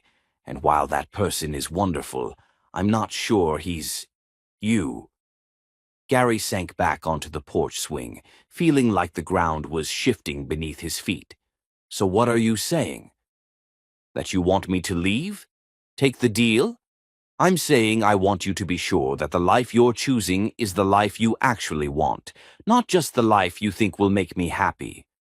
And if I'm sure? Dawn sat beside him on the swing, close enough that he could smell the faint scent of her shampoo, far enough away that he couldn't touch her without crossing a boundary she'd established. Then I'll believe you. But Gary, I need you to prove it to yourself first. Not to me. To yourself. That afternoon, Gary found himself walking through downtown Millbrook, seeing it through new eyes. Was this really where he wanted to spend the rest of his life? Was he genuinely content with coaching basketball and volunteering at the literacy center, or was he just playing a role he thought would win Dawn back? He stopped at Rosie's Diner, where the conversation with his son had revealed the truth about his parentage 2 months ago. The same red vinyl booths, the same black and white checkered floor, the same sense of being connected to something larger than himself. "Gary," called out Mrs. Patterson from the corner booth, "how's that young man of yours doing with his college applications?" "Kane's doing great. He's got his heart set on State University." "And Stacy? I heard she's been accepted into that advanced math program." "She has. Dawn's so proud. She's been telling everyone who'll listen." Gary settled into a booth and ordered coffee, realizing that somewhere in the past 3 months, these people had stopped being strangers he was trying to impress and started being neighbors he genuinely cared about. Mrs. Patterson's grandson was struggling in school, and Gary had been helping him with reading comprehension on Saturday mornings. The Martinez family had needed help navigating insurance paperwork when their father was injured, and Gary had spent hours on the phone with bureaucrats until everything was sorted out. None of it had been performance. All of it had been choice. When Gary's phone buzzed with another call, this time from his sister, Winona Thomas Sterling, he answered immediately. "Gary, thank God. Akachita called me about some deal you turned down. Are you having a nervous breakdown?" "Hello to you too, Winona." His sister, a successful attorney in Chicago, had never minced words. At 46, she was 2 years older than Gary and had spent most of their adult lives trying to manage his career from a distance. "Don't hello me. Akacheta said you turned down $200 million to stay in some small town chasing after a woman who won't even marry you. It's more complicated than that. Is it? Because from where I'm sitting, it looks like you're throwing away everything you've worked for because you can't let go of some college girlfriend who clearly doesn't want you back. Gary felt his jaw tighten. You don't know Dawn. You don't know anything about this situation. I know you've been gone for 4 months. I know you've missed every family gathering, every business obligation, every opportunity that's come your way. And for what? A woman who keeps saying no every time you propose? Winona. Mom would be horrified, Gary. She raised us to be practical, to make smart choices. This isn't smart. Gary thought about his mother's reaction when she'd met Dawn and the children, the approval in her eyes when she'd seen the life he was building. Actually, Mom approves. She's met Dawn and the kids. She understands what I'm trying to build here. That's another thing. Kids? Gary, you're 44 years old. You don't just suddenly become a father to teenagers. Do you have any idea what you're signing up for? The dismissive way Winona talked about Kane and Stacy made Gary's chest tighten with protective anger. I'm signing up for a family, something you might understand if you ever put down your briefcase long enough to build relationships that matter more than billable hours. That's unfair. Is it? When's the last time you called just to talk, Winona? When's the last time you visited? You're lecturing me about practical choices. But what's practical about building a fortune you never have time to enjoy with people who actually love you? That evening, Gary knocked on Dawn's door, finding her in the kitchen helping Stacy with algebra homework while simultaneously preparing dinner and sorting through mail. Can I help with anything? Gary asked. Actually, yes. Dawn looked up from the equation she'd been explaining. Stacy's been struggling with this unit, and I was never great at advanced math. Gary settled at the kitchen table beside Stacy, walking her through the problem with the same patience he'd once used to explain complex business strategies to executives who couldn't see the bigger picture.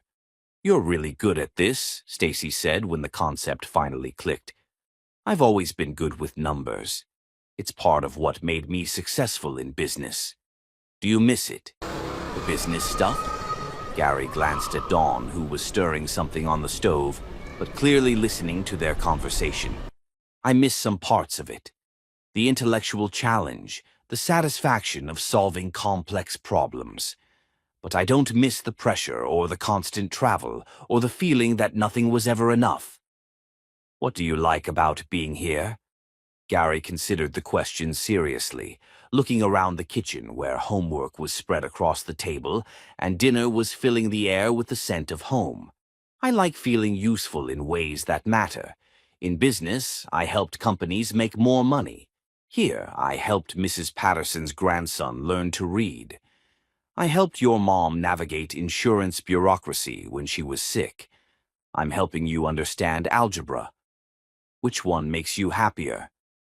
This one. Definitely this one. Later, after Stacy had gone to bed and Kane was finishing his own homework, Gary found Dawn in her garden, deadheading the last of the season's roses before the first frost. She's a wise kid, Gary said, settling on the garden bench Dawn had installed near her prize-winning rose bush. She's been through a lot. It makes you wise, learning that the people who are supposed to take care of you might not always be able to. Is that what you're afraid of? That I won't be able to take care of you and the kids? Dawn sat beside him, her hands still dirty from working in the soil. I'm afraid that I'm asking you to be someone you're not. That I'm doing to you what I was afraid you'd do to me 15 years ago, asking you to give up essential parts of yourself to fit into my life. Gary took her dirty hands in his clean ones, intertwining their fingers. Dawn, I need you to listen to me very carefully. I'm not giving up who I am. I'm becoming who I was meant to be. There's a difference. How can you be sure? Because for the first time in my adult life, I wake up every morning excited about the day ahead, not anxious about deals that might fall through or competitors who might outmaneuver me, but excited about helping Kane with his college applications and teaching Stacy to drive and watching you take care of people who need you. Dawn searched his face in the fading light, looking for any sign that he was performing rather than revealing truth. And if you wake up one morning and that's not enough anymore, then I'll tell you, and we'll figure it out together. But Dawn, I don't think that's going to happen. I think I've finally found the life I was supposed to be living all along. As they sat in the garden where Dawn had planted roots deep enough to weather any storm, Gary realized that the test hadn't been whether he could give up his old life for her. It had been whether he could trust himself enough to build a new one with her. And for the first time since arriving in Millbrook, Gary was certain that he could. Chapter 10. The Promise That Matters. Snow was falling on Millbrook when Gary received the call that changed everything. "Mr. Thomas, this is Dr. Rebecca Martinez from City General Hospital. I'm calling about your mother, Tallulah Thomas. She's been admitted with a massive stroke." Gary's hand tightened on the phone.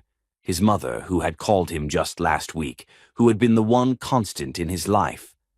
"How bad is it?" "Very serious. She's in a coma. You should come as soon as possible." After ending the call, Gary felt the weight of impossible choices.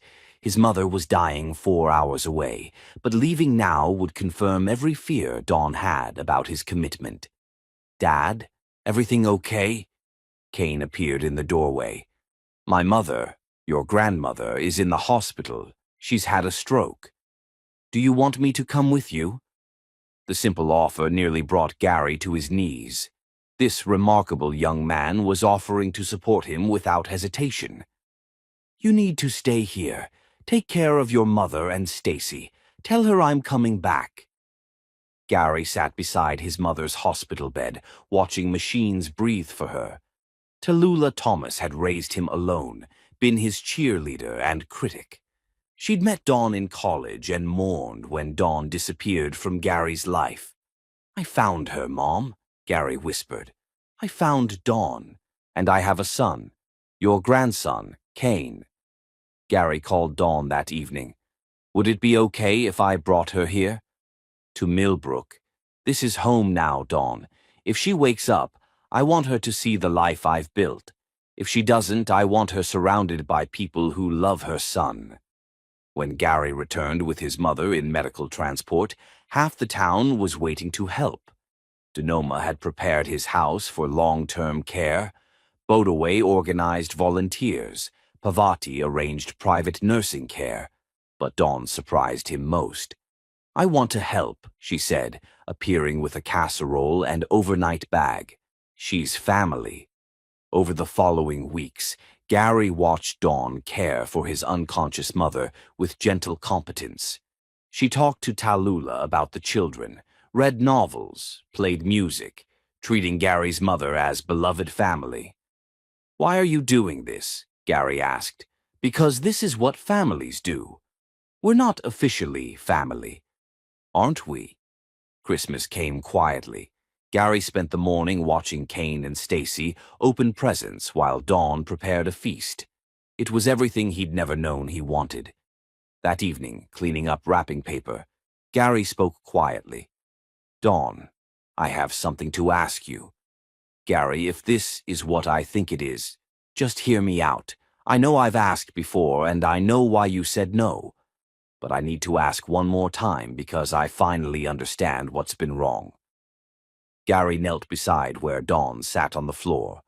"I kept asking you to trust I'd changed, but I never acknowledged what you were giving up by saying yes. You built something beautiful here, independent, strong, complete. And I keep asking you to risk all of that." Gary pulled out the ring box, hands shaking. "Maybe what you need isn't another promise. Maybe you need permission to not have to find out." "What do you mean?" "I should stop asking you to marry me and accept that you might never be ready. And that doesn't make you wrong. It makes you smart. Gary closed the ring box. I'm going to love you and our children for the rest of my life, married or not, whether you ever feel safe enough to say yes or not. Dawn sobbed. That's the most terrifying thing you've ever said to me. Why? Because it means you finally understand that love isn't about getting what you want. It's about wanting what's best for the person you love. Gary, 3 weeks ago, I went to see a lawyer about adoption procedures. I want our family to be legal as well as real. But you said you weren't ready to get married. I wasn't ready to risk my heart again. But watching you with my mother, I realized I've been so afraid of you leaving that I never let myself see how much you'd already stayed. On a Tuesday morning in February, Tallulah opened her eyes. Gary, she whispered, I'm here, Mom. Over the next hour, Tallulah met the family Gary had found. Kane, her grandson, Stacy, who offered to play piano, Dawn, who had cared for a stranger out of love. You came back to her, Tallulah said when they were alone. I never should have let her go. Are you happy here? Really happy? Happier than I've ever been? Then what are you waiting for? That evening, Gary found Dawn in her garden, planting spring bulbs. Dawn, I'm not going to propose to you again. Dawn's hands stilled. I've been thinking about this wrong. Love is showing up every day, making the choice to love someone over and over again. Love is building a life that includes someone without requiring them to earn their place in it. Gary took her dirt-stained hands. I'm not asking you to trust me with your future anymore. I'm promising you that your future will include a man who loves you completely and will never leave again. You're not proposing? Number, I'm promising. There's a difference. Dawn stood up and walked into her house without a word. Gary sat alone, wondering if he'd lost her by finally understanding how to love her properly. 20 minutes later, Dawn reappeared. Gary, can you come here? Gary found Dawn in her living room, where Kane and Stacy sat with barely contained excitement, and Tallulah was in her wheelchair. Dawn took a deep breath, reaching into her pocket for a simple silver band. Gary Thomas, she said, dropping to one knee while their family watched. You've spent 4 months showing me who you are now, not trying to convince me of who you might become. You've loved our children without conditions, and loved me without requirements. Gary's heart stopped. Will you marry me? Not because we have a child together, but because I want to spend the rest of my life building something beautiful with the man you've become. Gary stared at this incredible woman, offering him everything he'd never known he needed. Yes, he whispered, then louder. Yes, forever, yes. As Dawn slipped the ring onto his finger, Kane and Stacy erupted in cheers, and Tallulah clapped with delight. Thank you, Gary whispered against her lips as they kissed. For what? For making me earn us. For waiting until we were both ready to build something that could last. 6 months later, Gary and Dawn were married in the Millbrook Community Center, surrounded by everyone who had watched their love story unfold. Kane walked his mother down the aisle, Stacy served as maid of honor, and Tallulah gave a toast about second chances and the courage to love again after heartbreak. Their wedding was witnessed by a community that understood the greatest love stories aren't about perfect timing. They're about ordinary people choosing each other over and over again, especially when that choice requires sacrifice and growth, and the patience that comes from understanding some things are worth waiting for. And in a small town in Tennessee, 2 people who had lost each other and found themselves began the rest of their lives together, surrounded by the family they'd created and the community that had taught them that home isn't a place you find, it's a life you build, one choice at a time, with the people who matter most. The end.